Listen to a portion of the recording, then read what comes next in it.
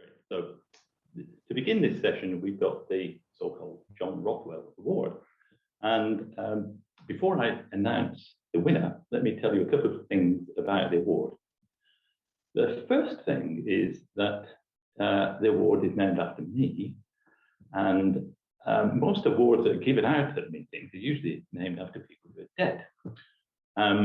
So I'm not dead.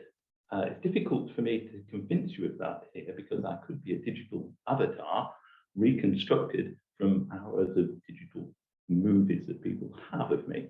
But I don't think people have hours of me on digital movies. So on balance, you're better off thinking that I'm really here. So having awards named after you is also a bit odd. But there are others around, and one other award named after a living person is the Stan Farn Award.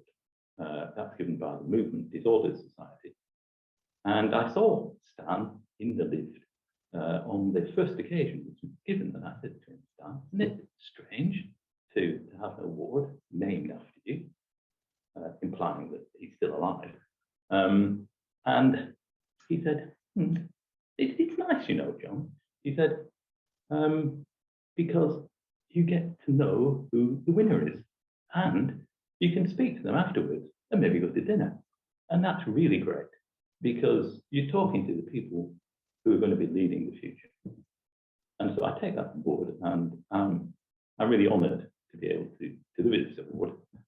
I'm a bit disappointed I can't take the winner out to dinner afterwards and have a chat, but maybe next year. We'll see. Second thing about the award is you might be thinking, why another award?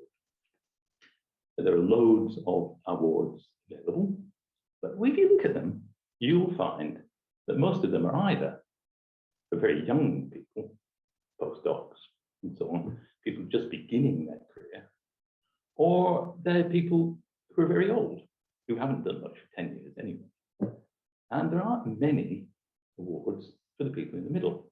And the people in the middle are actually the most important people because they're the ones who are driving the field forward and deciding where it's going next. So we decided to have this sort of mid-career award just to highlight how important these guys are. So how was the award chosen? Well, it was done first by the committee. They sorted it out. And I thought the committee was going to choose the winner, and I was just going to give out the award, and that's who it was. But then they said to me, look, here's the best three, we think. Choose one of them. It was really difficult because all three of them could have had the award. So I nearly thought of taking out a pin and just sticking it in and potluck. But I didn't. And I tried to think about it and have some sort of rationale. And the rationale I came up with was, who does the work that's really interested me the most? And I decided on a person, and that person is, it is Til Ole Bergmann. Now, congratulations, Til. Til's going to speak to us in a few minutes. Let me just say a couple of things about why I thought his work was very good. I didn't necessarily think he was better than the other candidates. I was just attracted personally to it. One reason is that he uses a lot of techniques. He does DC stimulation, alternating current stimulation, TMS. He uses EEG and TMS. He's used fMRI. He's done sleep studies. So he's very technically competent, and the papers are great. And I remember the first paper that really made an impression from him on me was his paper on TMS excitability during slow wave oscillations of sleep. And the excitability goes up and down with the phase of the slow wave. And it was about 10 years ago, this paper. And it was the first paper with really convincing evidence of a phase-dependent change in cortical excitability. And so I thought that was good evidence. And it was particularly good when I had a look at the methods of the paper. And the methods is brilliant because they went through about 20 people. And the people had to be sleep deprived, or they only had 6 hours sleep the night before. They came in the lab the next day, and in the evening at around 10 o'clock, they had to sort of lie down in the dentist chair, have their head fixed in position, and then fall asleep. I thought, well, how many people can do that? Well, apparently they got about 15 people who could fall asleep and enter slow wave sleep and continue to sleep even while being stimulated. And I thought that shows Germanic perseverance, which was pretty amazing. So that's one thing. This sort of thing, I think, characterizes his work. Second thing is he's careful. He's skeptical about results, about other people's results, his results. He's not frightened of writing papers that tell us that we've been doing things wrong or not as well as we could have done. And he's perfectly well aware of the dangers of simplistic thinking. And there's quite a lot of things around that are a little bit simplistic today. So with no more ado, I'm going to, magically I hope, hand over to Til Ole, who will tell you a little bit more about his work and what he's been doing. Unfortunately, I can't give him a prize in person. They tell me it's in the post. But I wish I could. And congratulations to Til Ole. The floor is now yours. Thanks a lot, John. I'm really extremely honored to receive this award, especially in your name. Given that, I mean, your research has always been something I've been looking up to when started my career like 15, 16 years ago. And you're also something like my grant supervisor, because you have been influential to my supervisor, Hartwig Siebner, PhD supervisor, and also later when I was working with Ulf Ziemann, and he spent some time in your lab.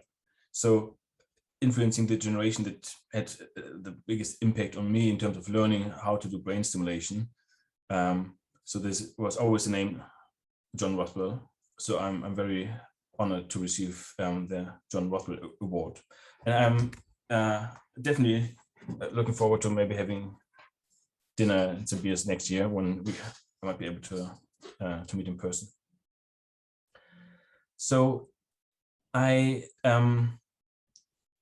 have no slides or so for you prepared. I'm not going to show flashy images and colored slides with results as usual.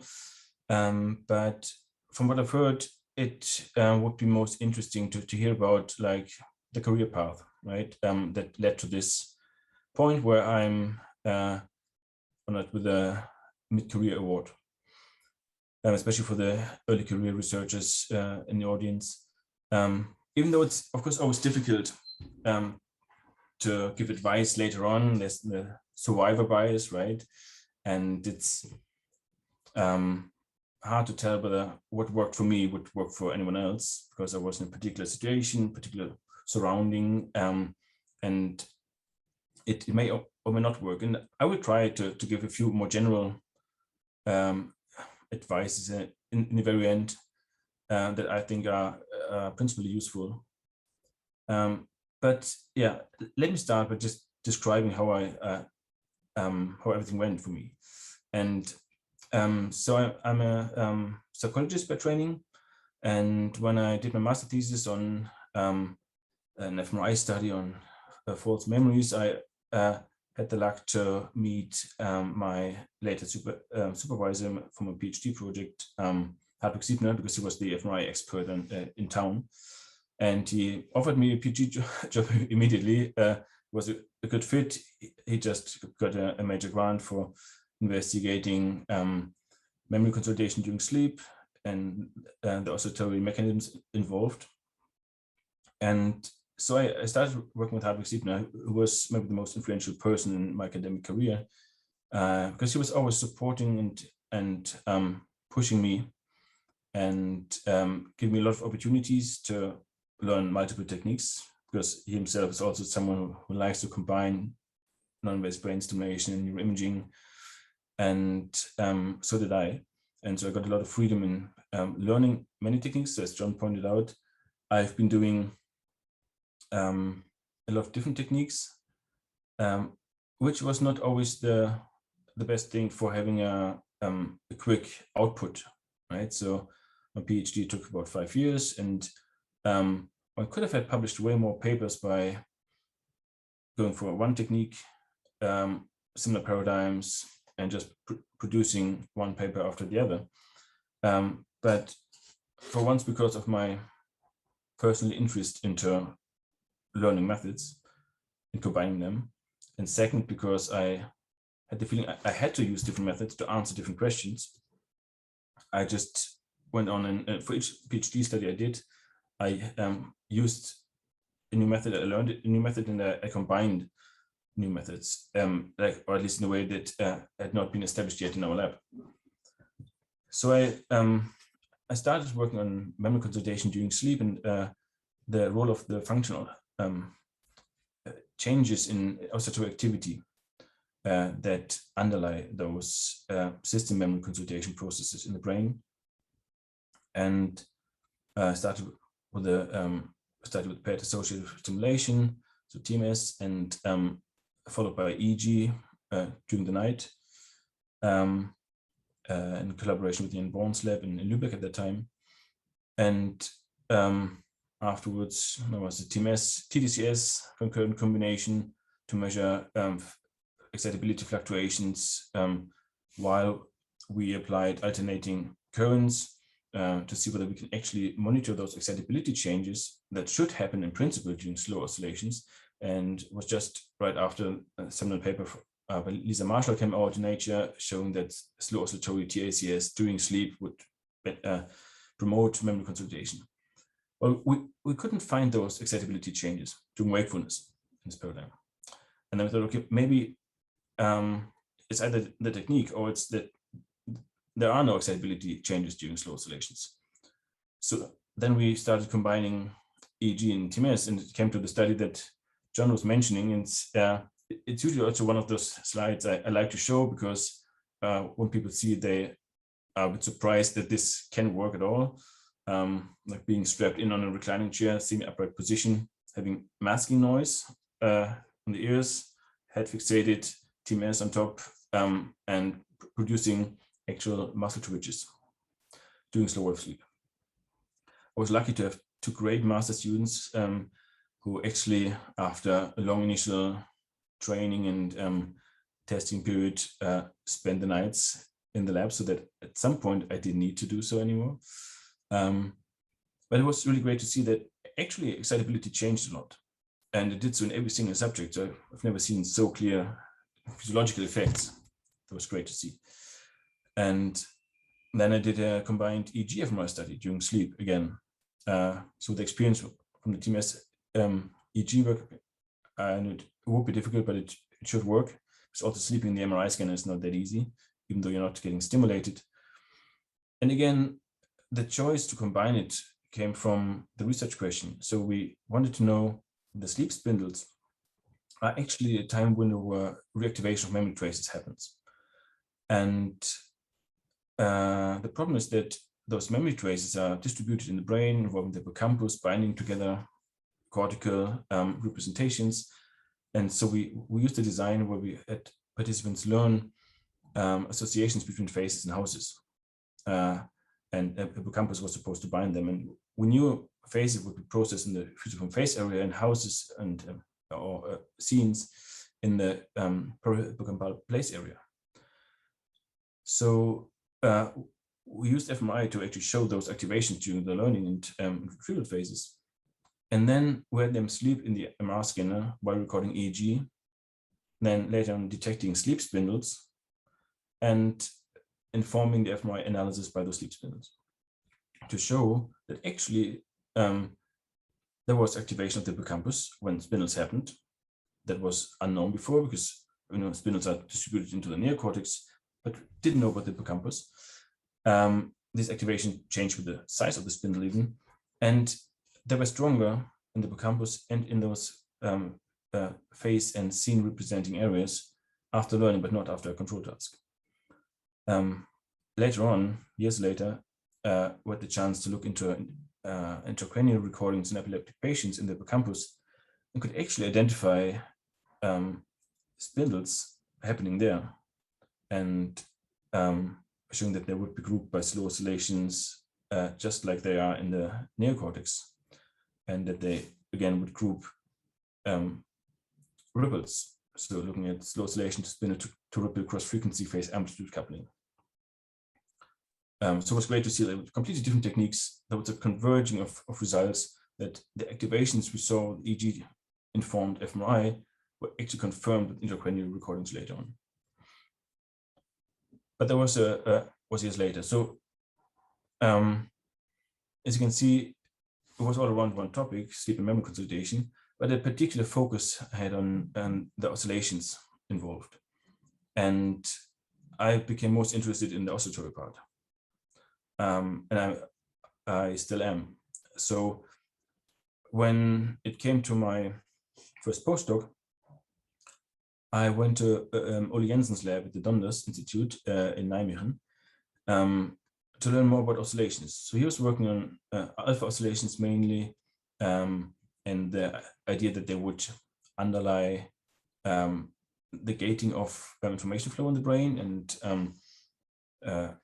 which can be nicely tested in the framework of visual spatial attention. And I also continued to do some TMS EEG work, and went into MEG because there was a special technique that one could learn at the Donders. And so I was interested in whether these oscillations actually produce inhibition.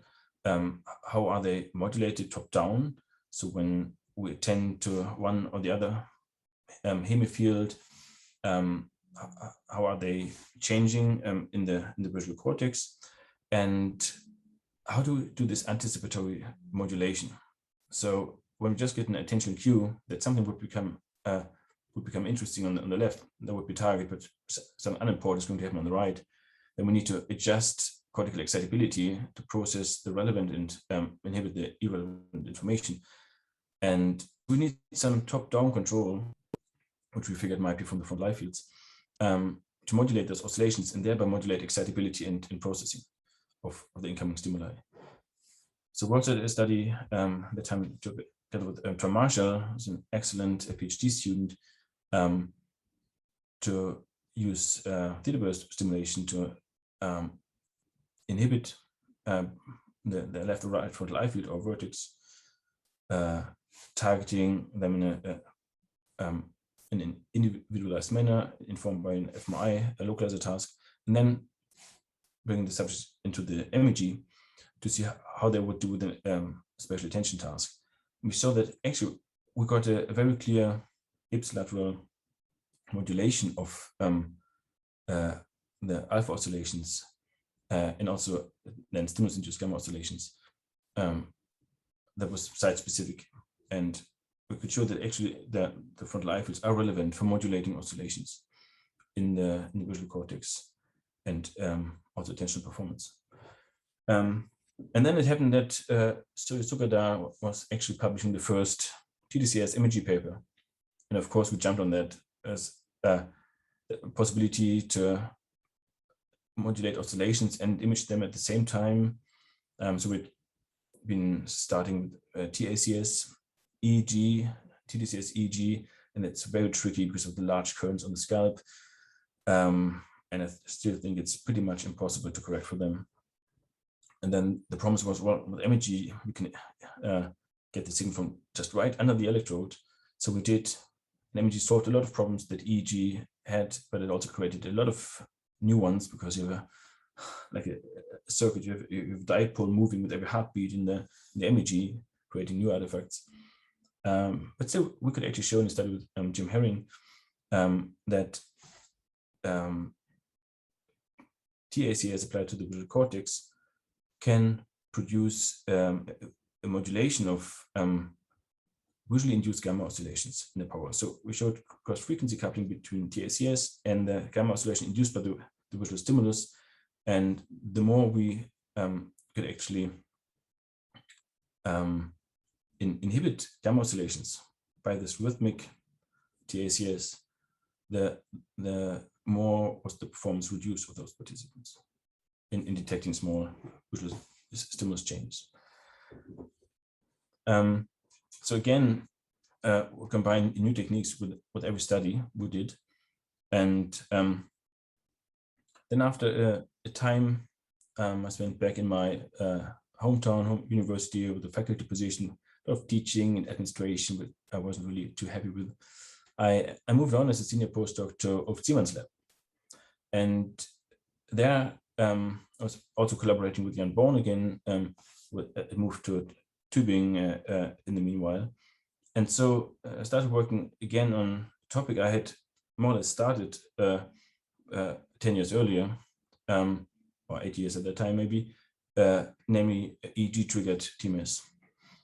And so I used it to ask questions about alpha oscillations, but here in the sensimotor domain, the mu alpha oscillation, and about how they would change excitability, inhibition, whether we can test particular predictions from the pulse inhibition hypothesis that Ole Jensen was pushing in the motor domain. And since Ulf Ziemann and his team, Christoph Trenner in particular, had pushed the technique of EEG triggered TMS technically quite a bit since then, we were now able to target faster oscillations during wakefulness. And so I could continue my work on oscillations and EEG and TMS. Also did a bit of work with pharmacology in Siemens lab, where he's an expert.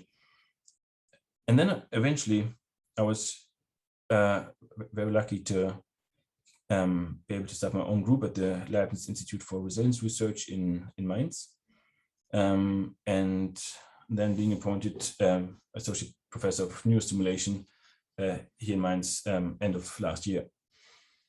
And I'm still working on oscillations, still combining new techniques. So when starting here, first of all, we were improving our capabilities of EEG triggered TMS, and one very talented PhD student I'm supervising here in Mainz now, Umar Hassan, you've heard a talk of him yesterday, was designing the best toolbox.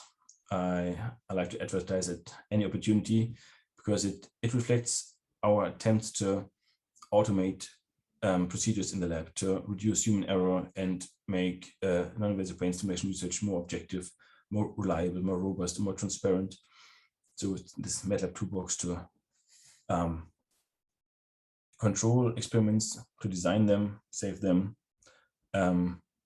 get real-time input and analyze incoming EEG signals, EMG signals, to closed loop threshold hunting, for example, for MEPs. Plus we can also trigger the stimulator, we can change the intensity remotely.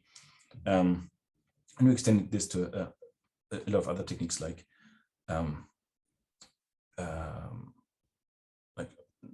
also TUS. So we started with transcranial ultrasound stimulation here in Mainz. And so now the best toolbox is also supporting the configuration of parameters for that technique.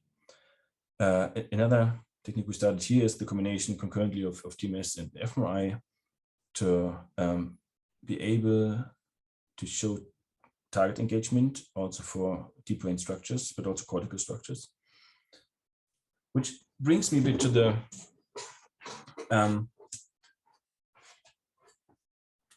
future questions that I find particularly important for the field of non-invasive brain stimulation. And the first big part is maybe increasing the precision of the stimulation in terms of temporal precision, spatial precision, and functional precision. So spatially in terms of stimulating smaller neuron populations more precisely with focused ultrasound, using E-field modeling to be more precise about where we actually stimulate also the TMS. Temporal specificity with targeting certain brain states. This can be the phase or certain amplitude of an ongoing oscillation, or it could be a particular cognitive brain state that happens every now and then. It could be targeting certain fMRI dynamic networks, like at lower time scales. And in functional specificity, to be able to really brain state dependent stimulation, targeting those neurons that are most, or that would be tagged by basically the current brain state, that are pre-activated. And there might even be opportunities to target specific cell populations at some point, different frequencies of focused ultrasound and so forth. So this is one thing, becoming more precise in what we stimulate and when we stimulate, and which particular function we change. And then we can use this to understand the new biological mechanisms behind the stimulation techniques better than we do now. Because I think that's the prerequisite to actually be able to produce proper online stimulation effects, as well as long-lasting offline stimulation effects. And the latter is what we actually need to, at some point, have successful planned translation of new stimulation protocols into the clinic. And also for online stimulation effects, it's still very much unclear, and we just have some theoretical ideas about how TMS actually produces interference in the brain. How can we interfere with cognition? So I think these are very important questions for the field, becoming more precise in what we do, more automated, and then understand what we actually do in the brain. When it comes to certain advice that I could give, if I'm in a position to do so at all, then the first one would be get a great supervisor, join a great lab. I was very lucky to work with Hartwig Siebner from the very beginning, and we're still collaborating on many projects. And he was giving me enough room for developing my own ideas and coming up with some crazy projects like concurrent TMS EEG during sleep, or concurrent EEG fMRI during sleep. And he was supporting that and introducing me to his network and giving me the chance to get to know great people all over the world. Then I think it's important to build a reputation, or increase your visibility in a certain field. I don't know. I don't think I did this strategically on purpose, but it luckily worked out for me. And in hindsight, I can say, okay, this was a good decision. And as always, you can only make those inferences in hindsight somehow. But the fact, particularly, that I learned multiple methods was very helpful, because while it took time and effort, it allowed me to select my methods with respect to my research question, and not the other way around. And I would recommend learning many methods, but only as many as you can learn deep enough to fully understand them, or at least sufficiently to make proper design choices, find good control conditions, because that's the next point. Experimental rigor takes time. So if you want to really be sure you can attribute your effects that you measure to the assumed cause, the independent variable, you just have to control for so many confounders. And as the longer I'm doing brain stimulation, the more confounders I discover for myself. And so I was happy to have a good education in terms of experimental design, starting as a psychologist. But I think it's really important to make solid experimental designs and include a sufficient number of control conditions. And when we talk about brain stimulation, just to put this out there, this mostly means active control sites. Sham is usually not good enough. And just bluntly saying that, it's debatable, of course. And then what I've found also very useful is to be able to base your